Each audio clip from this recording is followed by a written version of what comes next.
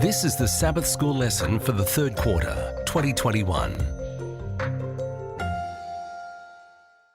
Lesson 7 from the series Rest in Christ is titled Rest, Relationships and Healing, ready for teaching on August 14, and I'm Percy Harrold. Wednesday, August 11, Making it Practical. In order to forgive, I must admit that I have been hurt. This can be hard to do, as we are sometimes more inclined to try to bury our feelings rather than work through them. Acknowledging unchristian feelings of resentment and even anger before God is fine. We see this often expressed in the Psalms. I can feel free to tell God that I didn't like what happened or how I was treated, and that makes me sad or angry or both. In Joseph's story, we see him crying as he sees his brothers again and relives some of the feelings of his past. Question: what does Jesus' declaration on the cross tell us about the timing of forgiveness? Luke 23, verse 34, Then Jesus said, Father, forgive them, for they do not know what they do. And they divided his garments and cast lots. Jesus didn't wait for us to ask for forgiveness first. We do not have to wait for our offender to ask for forgiveness. We can forgive others without having them accept our forgiveness. 2. What do Luke 6:28 and Matthew 5:44 teach about how we relate to those who hurt us?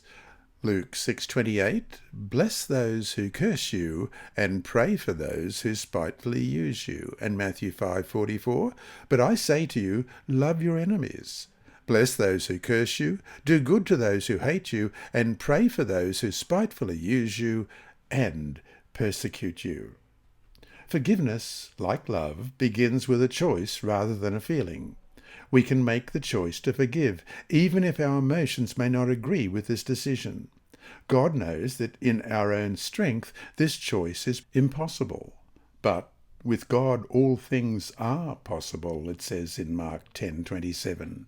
This is why we are told to pray for those who have hurt us.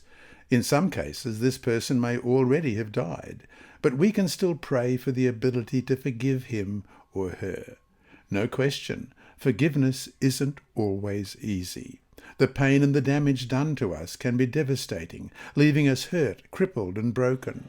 Healing will come if we allow it, but holding on to bitterness and anger and resentment will make healing much harder, if possible at all. The cross is the best example of what it cost God himself to forgive us. If the Lord can go through that for us, even though he knew that so many would nevertheless reject him, then we certainly can learn to forgive as well.